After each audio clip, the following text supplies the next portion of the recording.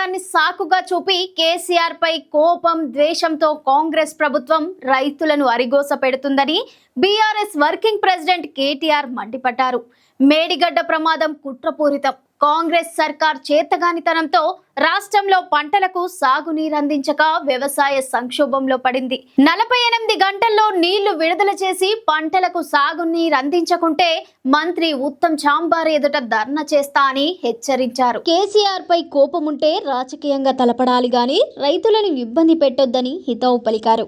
ఇప్పటికే 450 మంది రైతులను పొట్టన పెట్టుకున్నారని ఆగ్రహం వ్యక్తం చేశారు. కేసీఆర్ అంటే కాళేశ్వరం, కాంగ్రెస్ అంటే శనీశ్వరం అంటూ తీవ్రంగా విమర్శించారు. సిరిసిల్ల, తుంగతుర్తి, కోదాడ, సూర్యాపేట ప్రాంతాల్లో పంటలు ఎండిపోతున్నా ప్రభుత్వం పట్టించుకోవడం లేదని ఫైర్ అయ్యారు. కాళేశ్వరం జలాలతో చెరువులు, ప్రాజెక్టులు ఎర్రని ఎండల్లోనూ అలుగులు దుంకాయని గుర్తు చేశారు.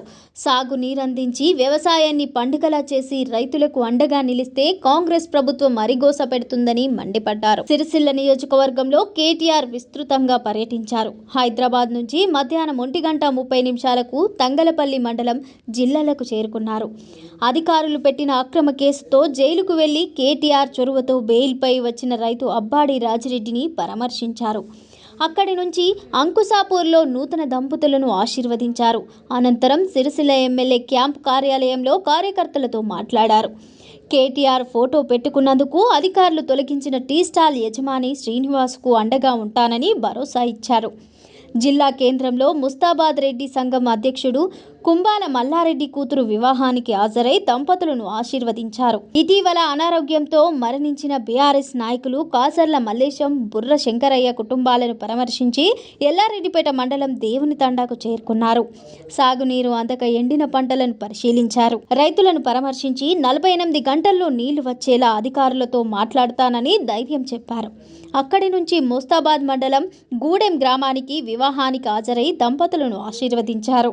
అక్కడి నుంచి పోతుగల్కు చేరుకొని ఇటీవల అప్పుల బాధతో ఆత్మహత్య చేసుకున్న రైతు జెల్ల దేవయ్య కుటుంబం సభ్యులను పరామర్శించారు. పంటలు ఎండిపోవడాన్ని కాలం తెచ్చిన కరువు ఎంత మాత్రం కాదని, ఇది ముమ్మాటికి కాంగ్రెస్ తెచ్చిన కరువు అని కేటీఆర్ విమర్శించారు. కేసీఆర్ కాళేశ్వరం నుంచి నీళ్లు తెచ్చి మధ్య మానేరు ద్వారా మల్కపేట రిజర్వాయర్ ను నింపారని తెలిపారు. మేడిగడ్డ పర్రెను రిపేర్ చేసి నీళ్లిచ్చే అవకాశం ఉన్న కాంగ్రెస్ నిర్లక్ష్యం చేస్తుందని మండిపడ్డారు. కాంగ్రెస్ డిక్లరేషన్ లో చెప్పిన ఒక్క మాటను కూడా నిలబెట్టుకోలేదని విమర్శించారు. రైతు బంధు, రైతు భరోసా, బోనస్ ఏవీ ఇవ్వలేదని, కరెంట్ నీళ్లిచ్చే తెలివి లేదని ఆగ్రహం వ్యక్తం చేశారు. రేవంత్ వచ్చాక నీళ్లు పాతాళంలోకి, నిధులు ఢిల్లీకి పోతున్నాయని, నియామకాలు గాల్లో కలిశాయని ఎద్దేవా చేశారు. ప్రస్తుతం మధ్య మానేర్లో 16 టీఎంసీల నీళ్లు నిలువ ఉన్నాయని, వాటిలో ఒక్క టీఎంసీ నీళ్లను కొనరావుపేట మండలంలోని మల్కపేట రిజర్వాయర్కు విడుదల చేస్తే సిరిసిల్ల ప్రాంత రైతులు వ్యవసాయం చేయడానికి సరిపోతుందని తెలిపారు.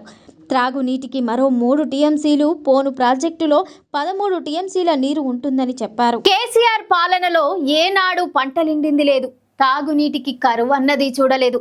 కాంగ్రెస్ వచ్చినాక నీళ్లు లేక పంటలు ఎండిపోయి నష్టపోతున్నామంటూ కేటీఆర్ ఎదుట దేవునిగుట్ట తండా రైతులు మొరపెట్టుకున్నారు. కాలువలో నీళ్లు 2 రోజులు ఇచ్చి బంద్ చేశారని, ఎండిన తమ పొలాల్లో పశువులకు మేతకు తోలుతున్నామని చూపిస్తూ కంటతడి పెట్టారు. వారి దైన స్థితిని చూసి చలించిన కేటీఆర్ నేనున్నానంటూ భరోసా ఇచ్చారు. కాంగ్రెస్ ప్రభుత్వం ఇప్పటికైనా బుద్ధి తెచ్చుకొని రైతులను కాపాడాలని, సాగునీరు విడుదల చేయకుంటే అన్నదాతలతో కలిసి పోరాటాన్ని ఉధృతం చేస్తామని హెచ్చరించారు. తంగలపల్లి మండలం జిల్లాలలోని రైతులు, ఎల్లారెడ్డిపేట మండలం దేవునిగుట్ట తండా రైతుల ఆవేదనను అర్థం చేసుకుని వెంటనే నీటిపారుదల శాఖ ఈఎన్సీ అనిల్ కుమార్ కు ఫోన్ చేసి నీటిని విడుదల చేయాలని సూచించారు.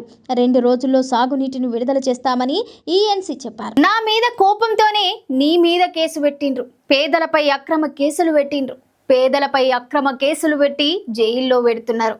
ఇలాంటి చండాలమైన ప్రభుత్వాన్ని నేనెక్కడా చూడలేదు. కేసీఆర్ కక్ష సాధింపు రాజకీయాలు చేయాలనుకుంటే వీళ్ళెవ్వరూ మిగిలే వాళ్ళు కాదు. బాధపడొద్దు, ధైర్యంగా ఉండాలి. ఎవరికేం జరిగినా కాపాడుకుంటా, అన్ని విధాలుగా అండగా నిలిచి ఉంటా అంటూ కేటీఆర్ భరోసా ఇచ్చారు. నా మీద కోపంతో కలెక్టర్ నిన్ను అరెస్టు చేసి జైలుకు పంపిండు. నిజంగా అసైన్డ్ భూమి ఉంటే తప్పేంది? అసైన్డ్ భూమి అనేది పేదలకు వచ్చేదే కదా. 10 ఏండ్ల కేసీఆర్ పాలనలో మేం కక్షపూరితంగా వ్యవహరిస్తే వీళ్ళంతా ఉండేటోళ్ళ. బీఆర్ఎస్ ప్రభుత్వంలో పని చేసుకుంటూ ప్రజలకు అండగా ఉన్నాం. కాంగ్రెస్ వాళ్ళు వచ్చినా బీజేపీ వాళ్ళు వచ్చినా వాళ్లకు లాభం చేసినమే తప్ప నష్టం చేయలేదు. ఒక పేదోడు టీ స్టాల్ పెట్టుకుంటే దాన్ని కూడా తీసేసే దరిద్రపు ప్రభుత్వం ఇది అంటూ నిప్పులు చెరిగారు. సిరిసిల్లకు చెందిన టీ స్టాల్ నిర్వాహకుడు శ్రీనివాస్ కు కేటీఆర్ భరోసా కల్పించారు. క్యాంపు కార్యాలయంలో కేటీఆర్ ను శ్రీనివాస్ తో పాటు ఆయన కుటుంబ సభ్యులు కలిశారు. ఈ సందర్భంగా శ్రీనివాస్ మాట్లాడుతూ, నేనెవరికి ఏ అన్యాయం చేయలేదు సార్. 4 ఏండ్లుగా కేటీఆర్ స్టాల్ పేరుతో మీ ఫోటో పెట్టుకొని హోటల్ నడుపుకుంటున్నా. ఎవరో పెద్ద సారట బతుకమ్మ షూట్ వద్దకు వచ్చినప్పుడు హోటల్ మీద మీ ఫోటో చూసి నా హోటల్ను బంద్ పెట్టించిండు అంటూ వాపోయాడు. ఎందుకు మూసేయాలని అడిగితే ట్రేడ్ లైసెన్స్ లేదని సాకు చెప్పారని తెలిపాడు. ఆ తర్వాత 2 రోజులకు ఎలాంటి సమాచారం ఇవ్వకుండానే సామాగ్రితో సహా హోటల్ డబ్బాను మున్సిపల్ అధికారులు దొంగల్లా ఎత్తుకెళ్లారని ఆవేదన వ్యక్తం చేశాడు. దీంతో కేటీఆర్ మాట్లాడుతూ, అన్ని రకాల అనుమతులతో 10 లక్షలు ఖర్చయినా సరే మంచి టిఫిన్ సెంటర్ పెట్టిస్తానని భరోసా ఇచ్చారు.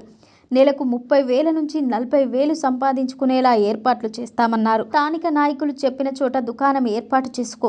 నా మీద కోపం నీ మీద పడకుండా లైసెన్స్ అడ్డా అన్నీ సరిగ్గా చూసి ఏర్పాటు చేసుకో అని సూచించారు.